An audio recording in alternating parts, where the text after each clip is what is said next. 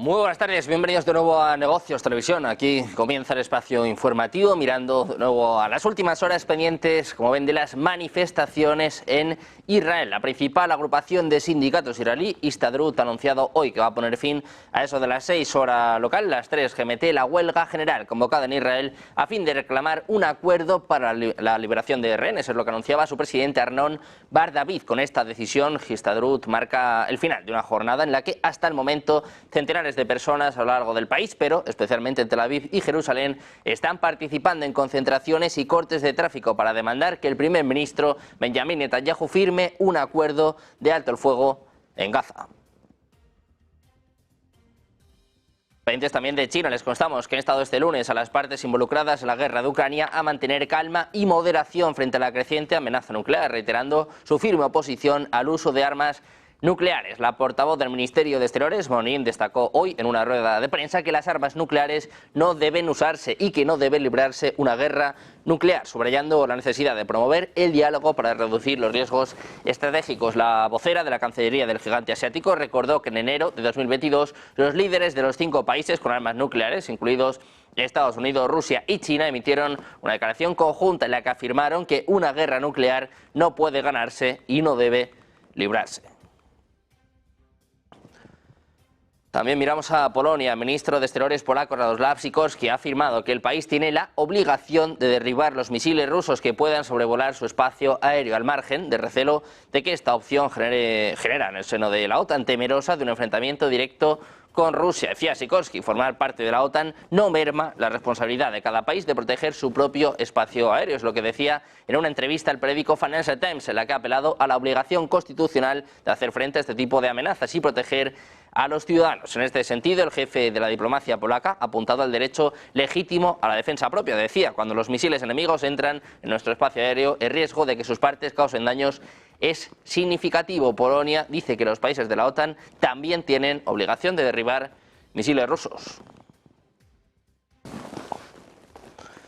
Y precisamente miramos a Rusia, en concreto a declaraciones por parte del portavoz Dmitry Peskov. Dice que las relaciones entre Rusia y Estados Unidos se encuentran en un mínimo histórico, sin indicios de que puedan ocurrir mejoras graduales en un futuro próximo. Es lo que declara el portavoz presidencial ruso en una entrevista concedida al canal Rosilla 1. El vocero de Vladimir Putin indicó que Washington ha estado presionando y atropellando durante las últimas décadas los intereses de Moscú. Peskov agregó que Estados Unidos está implicado directamente en el conflicto ucraniano, pese a que lo niegan en la Casa Blanca, y muestra además, dice, una tendencia hacia incrementar el grado de participación, lo que representa una posición enemiga sin tapujos hacia Rusia. En ese sentido, puso en tela de juicio las reiteradas aseveraciones del candidato republicano Donald Trump de que iba a poner fin al conflicto ucraniano en 24 horas si es elegido en noviembre. Miramos también a la última hora en torno a los BRICS. Turquía ha solicitado formalmente su ingreso en el grupo de países emergentes para reforzar su influencia mundial y forjar nuevos vínculos más allá de sus aliados occidentales tradicionales. Es lo que informa en los últimos minutos la agencia Bloomberg. Dice que la opinión del gobierno del presidente Recep Tayyip Erdogan es que el centro de gravedad geopolítico se está desplazando de las economías desarrolladas, según apuntaban, como decimos, estas personas que hablaban bajo condición de anonimato. Turquía, que se encuentra a caballo entre Europa y Asia, presentó hace unos meses una solicitud para unirse a los BRICS en medio de la frustración por la falta de progreso en su intento de décadas de unirse a la Unión Europea. La solicitud también es en parte resultado de las desavenencias con otros miembros de la OTAN después de que Turquía mantuviera estrechos vínculos con Rusia después de este conflicto. El Ministerio de Relaciones Exteriores y la presidencia de Turquía han declinado hacer comentarios, pero dicen lo siguiente: Turquía puede convertirse en un país fuerte, próspero, prestigioso y eficaz si mejora sus relaciones con Oriente y Occidente simultáneamente. Es lo que apuntaba a su presidente Erdogan en Estambul este fin de semana. Decía que cualquier otro método que no sea este no va a beneficiar a Turquía, sino que la va a perjudicar. Ojo, porque Turquía solicita formalmente entrar en los BRICS con el jaque que esto supone, la preocupación para la OTAN.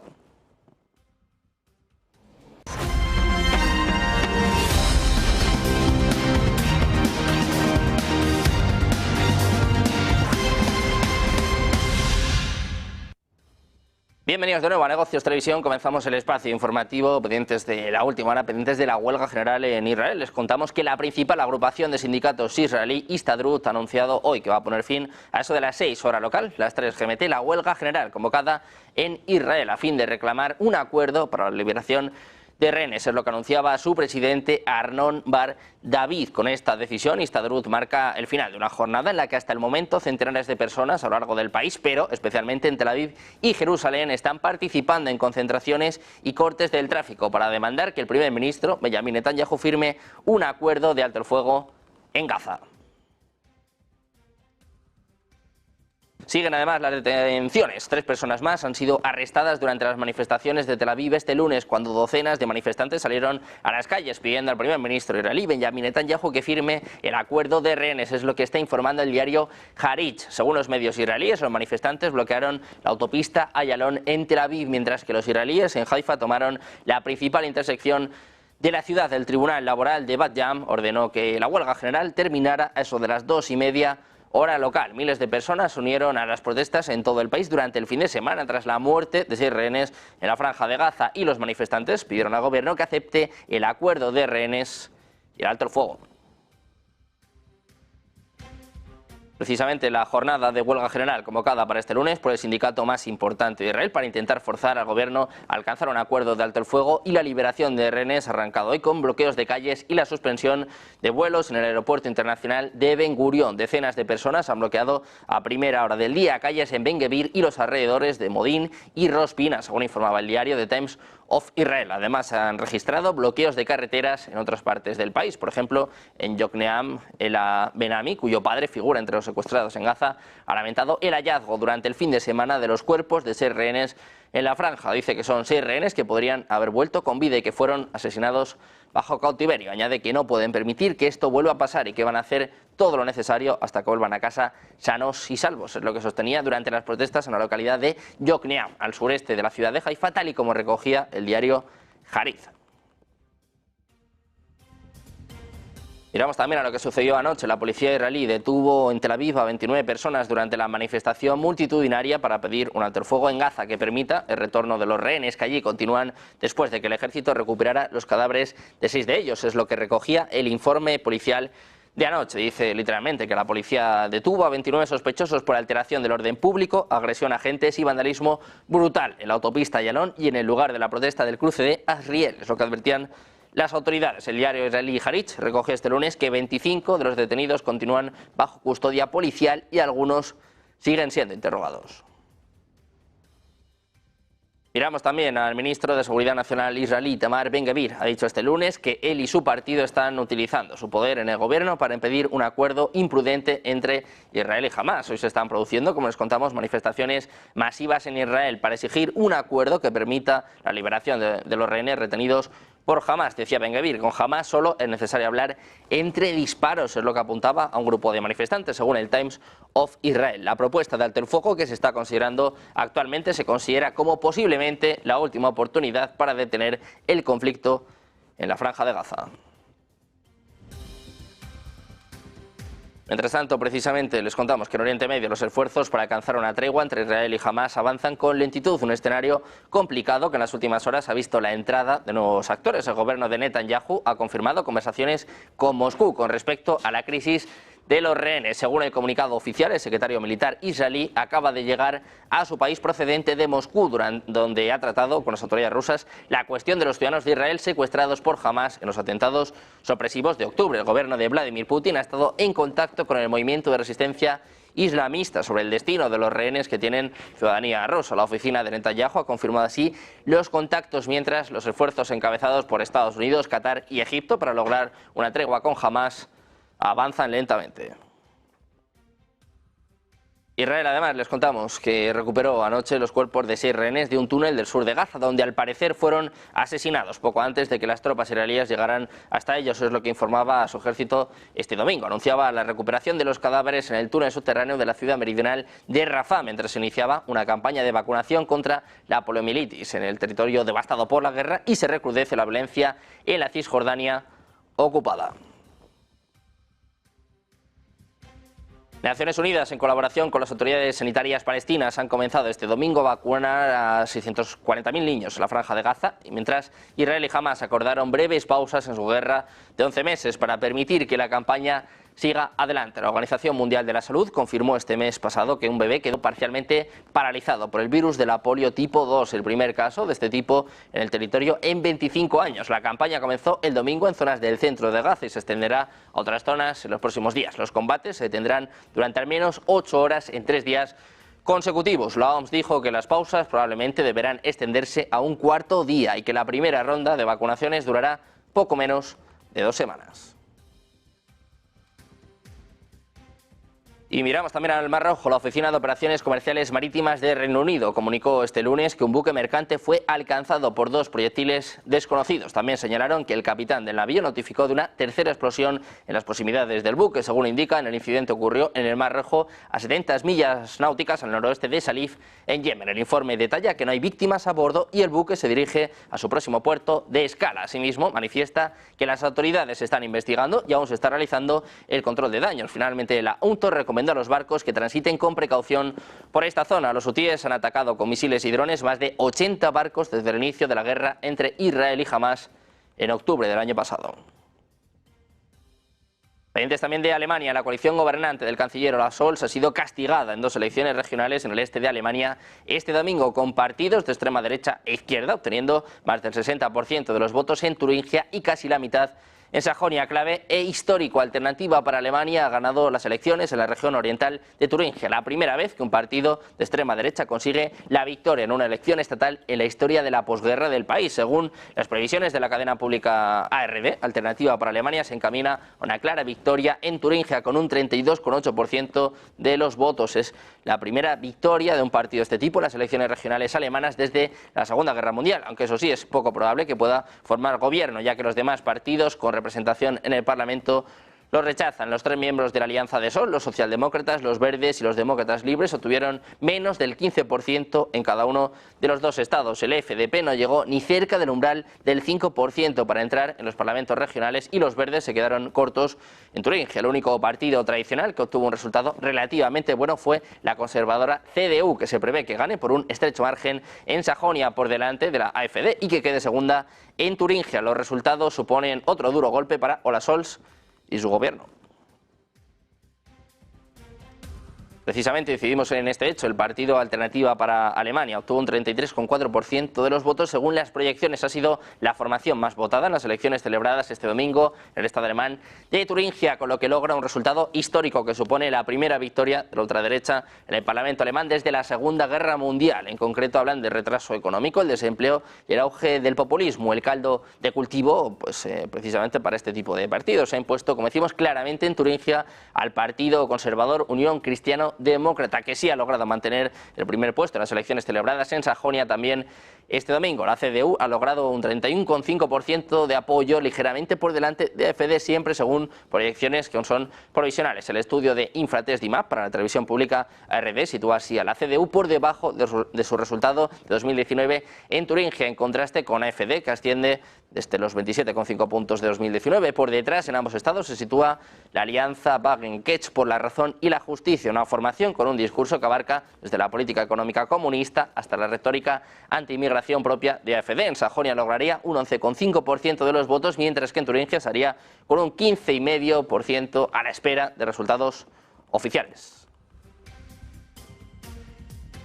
Pendientes de la situación alemana, también ponemos el foco enseguida en las elecciones de Estados Unidos, las últimas declaraciones por parte de Polonia. Hacemos una pausa, un par de minutos y volvemos con todo en Negocios Televisión.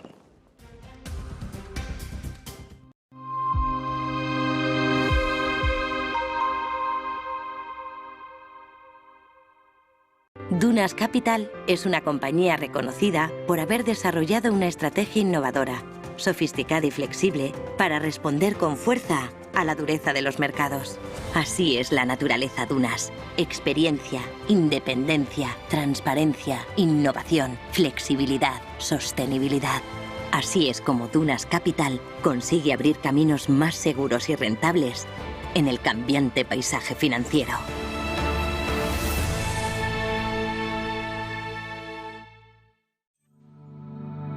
Silver Gold Patrimonio nace en 2018 con el objetivo de innovar en el mercado de los metales preciosos de inversión, ofreciendo nuevas alternativas para que cualquier persona, familia o empresa pueda entrar en el fantástico mundo de los metales de inversión de forma sencilla y acompañada por consultores expertos en el sector.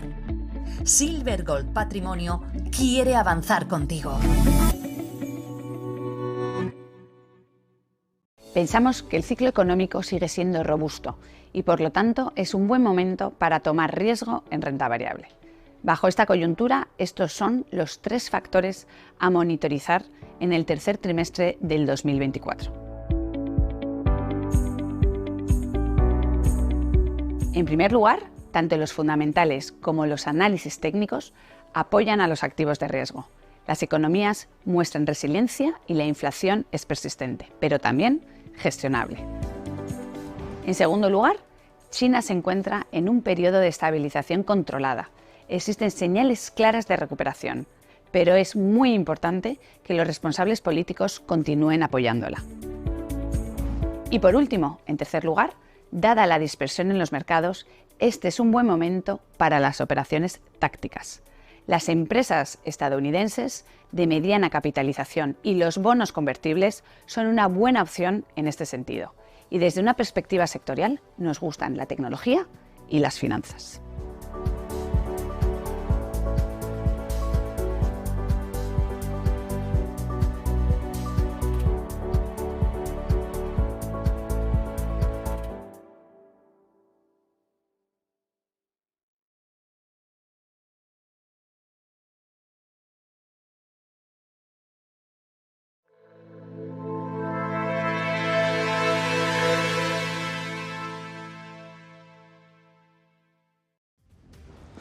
Ya estamos de vuelta en Negocios Televisión. Ponemos el foco en las elecciones de Estados Unidos. En concreto, en el expresidente Donald Trump ha criticado el estado de preparación militar de su país, afirmando que la actual administración ha recortado recursos a tal punto que ha dejado al país vulnerable ante posibles amenazas. Trump afirmó que las tropas y los marineros carecen de equipo esencial y que las cifras de reclutamiento están en su nivel más bajo porque la Casa Blanca se ha concentrado en transferir fondos masivos a países como Ucrania. Trump argumentó que el ejército necesita una reconstrucción, citando la escasez tanto de barcos como de municiones. Recordó cómo durante su administración abordó la escasez de municiones, aumentando los suministros y garantizando una sólida preparación militar. Pendientes también de China, ha instado este lunes a las partes involucradas en la guerra de Ucrania a mantener calma y moderación frente a la creciente amenaza nuclear, reiterando su firme oposición al uso de armas nucleares. La portavoz del Ministerio de Exteriores, Mao Ning, destacó hoy en rueda de prensa que las armas nucleares no deben usarse y que no debe librarse una guerra nuclear, subrayando la necesidad de promover el diálogo para reducir los riesgos estratégicos. La vocera de la Cancillería del gigante asiático recordó que en enero de 2022 los líderes de los 5 países con armas nucleares, incluidos Estados Unidos, Rusia y China, emitieron una declaración conjunta en la que afirmaron que una guerra nuclear no puede ganarse y no debe librarse. Miramos ahora a Finlandia. Su gobierno está proponiendo prohibir a la mayoría de los ciudadanos rusos comprar propiedades en el país nórdico en una medida para proteger la seguridad nacional. Es lo que apunta este lunes el ministro de Defensa Antti Häkkänen. Las relaciones entre Finlandia y su vecina Rusia se han deteriorado desde el inicio del conflicto en Ucrania, lo que llevó a Helsinki a unirse a la alianza militar de la OTAN después de décadas de no alineación. La prohibición propuesta a la compra de bienes inmuebles eximiría a los ciudadanos con doble nacionalidad y a los rusos con residencia permanente en Finlandia, otros países de la Unión Europea. Está todavía sujeta a consultas con expertos antes de una votación posterior en el Parlamento. Miramos también a Rumanía. El gobierno de coalición ha aprobado este lunes un proyecto de ley que permite la donación de un sistema de defensa antimisiles Patriot a Ucrania y lo envió al Parlamento para su votación final. Rumanía, miembro de la OTAN desde 2004, comparte una frontera de 650 kilómetros con Ucrania y ha sufrido fragmentos de drones rusos que han entrado en su territorio en repetidas ocasiones, mientras Moscú ataca puertos ucranianos al otro lado de la frontera del río Danubio. Bucarest dijo en junio que donaría uno de sus 2 sistemas Patriot operativos a Ucrania con la condición de que los aliados lo sustituyeran por un sistema de defensa aérea similar. Forma parte de una entrega de 5 de esos sistemas y otras unidades estratégicas de defensas aéreas prometidos por los estados de la OTAN a Kiev en su lucha contra Rusia. Miramos también al presidente polaco Andrzej Duda. Ha calificado de absurdas las declaraciones sobre el presunto complot entre su persona y el líder de Ucrania, Volodymyr Zelensky, para atacar los gasoductos Nord Stream en septiembre de 2022. Decía literalmente, son absurdas en el aspecto político y por otro lado, tal vez deberíamos buscar algún tipo de juego, tal vez llevado a cabo junto con los rusos. Dice que es la única manera de verlo si se hacen tales acusaciones contra un país aliado. Es lo que expresaba en una entrevista en el canal República. Subrayó que Polonia sigue siendo aliado de Alemania, por lo que tales aseveraciones son asombrosas para él. Al mismo tiempo acusó a Berlín de buscar hacer negocios con Moscú sin considerar los intereses de Europa Central, a la que el proyecto de ruta gasística por el Báltico dejaba al margen. Decía Sikorski, para nadie es un secreto que los gasoductos Nord Stream 1 y 2 deberían perseguir intereses germano-rusos, que nadie diga que se trata de una seguridad energética para Europa, al contrario, es un peligro.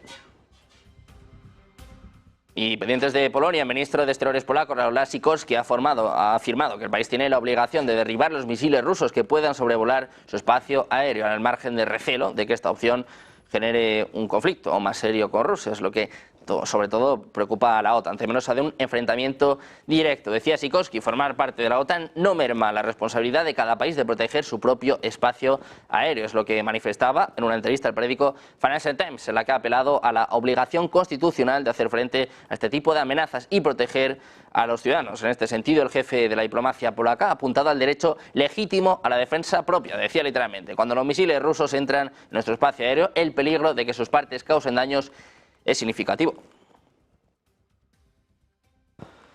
Precisamente Rusia, que ha lanzado una andanada de drones y misiles balísticos y de crucero contra Kiev, es lo que informa la Fuerza Aérea Ucraniana en la madrugada de este lunes. Según informa Associated Press, varias series de explosiones sacudieron la capital ucraniana en las primeras horas del lunes, enviando a los residentes a refugios antiaéreos. El alcalde de Kiev, Vitaly Klitschko, dijo que los servicios de emergencia fueron llamados a los distritos de Holosivsky y Solomiansky de Kiev. Una persona resultó herida por la caída de escombros en el distrito de Szczebrzhiny, es lo que apunta el propio Klitschko. Dice que habrá una respuesta para todo y que el enemigo lo sentirá. Es lo que manifiesta el jefe de la oficina presidencial, Andriy Yermak, en su página de Telegram. Tras el ataque, según la Fuerza Aérea, Rusia disparó varios grupos de misiles de crucero acompañados de lanzamientos de misiles balísticos y algunos drones apuntando a Kiev. Sergei Popko, el jefe de la administración militar de la ciudad de Kiev, declaró que las defensas aéreas ucranianas destruyeron más de 10 misiles de crucero, una decena de misiles balísticos y un avión no tripulado disparados contra la capital ucraniana y su periferia. Precisamente mirando a Rusia, les contamos que hará cambios en su doctrina nuclear sobre el uso de armas nucleares en respuesta a lo que considera una escalada occidental en la guerra en Ucrania. La noticia la ha confirmado en las últimas horas el viceministro de Relaciones Exteriores, Sergei Ryabkov. Señala que los trabajos están avanzados. La doctrina nuclear existente, establecida en un decreto del presidente Vladimir Putin en 2020, dice que Rusia puede usar armas nucleares en caso de un ataque nuclear por parte de un enemigo o un ataque convencional que amenace la existencia del Estado. Algunos halcones, entre los que se encuentran analistas militares rusos, están instando a Putin a reducir el umbral para el uso nuclear con el fin de que los enemigos de Rusia en Occidente cambien con respecto a su apoyo en Ucrania. En junio, Putin dijo que la doctrina nuclear era un instrumento vivo que podía cambiar en función de los acontecimientos mundiales. Precisamente hablamos del presidente ruso. Vladimir Putin ha afirmado este lunes que se ocupará de los soldados ucranianos implicados en una ofensiva en la región fronteriza de Kursk. Aseguró que esa operación no detiene el avance de los rusos en el este de Ucrania. Decía Putin, hay que ocuparse de esos bandidos que penetraron en territorio de Rusia en la región de Kursk y que intentan desestabilizar la situación en los territorios fronterizos en su conjunto. Es lo que manifestaba en un encuentro con estudiantes en Siberia. Miramos precisamente las relaciones entre Rusia y Estados Unidos. Se encuentran en un mínimo histórico, sin indicios de que puedan ocurrir mejoras graduales en un futuro próximo. Es lo que declaraba el portavoz presidencial ruso Dmitry Peskov. En una entrevista concedida al canal Rosilla 1, el vocero de Vladimir Putin indicó que Washington ha estado presionando y atropellando durante las últimas décadas los intereses de Moscú y justo durante la presidencia de Joe Biden estos procesos culminaron en cuanto a las relaciones bilaterales. De hecho, ahora se encuentran en su punto histórico más bajo. Dice además que no hay perspectivas en la actualidad de entrar en una trayectoria de crecimiento. Peskov agregó que Estados Unidos está implicado directamente en el conflicto ucraniano, pese a que lo nieguen en la Casa Blanca, y dice que muestra una tendencia hacia incrementar el grado de participación, lo que representa una posición enemiga sin tapujos hacia Rusia. En ese sentido, puso en tela de juicio las reiteradas aseveraciones del candidato republicano Donald Trump de que iba a poner fin al conflicto ucraniano en 24 horas si es elegido en noviembre. Pendientes de más noticias, más últimas horas. Turquía solicita formalmente su ingreso en los BRICS. Hacemos una pausa, 2 minutos. Seguida se lo contamos en Negocios Televisión.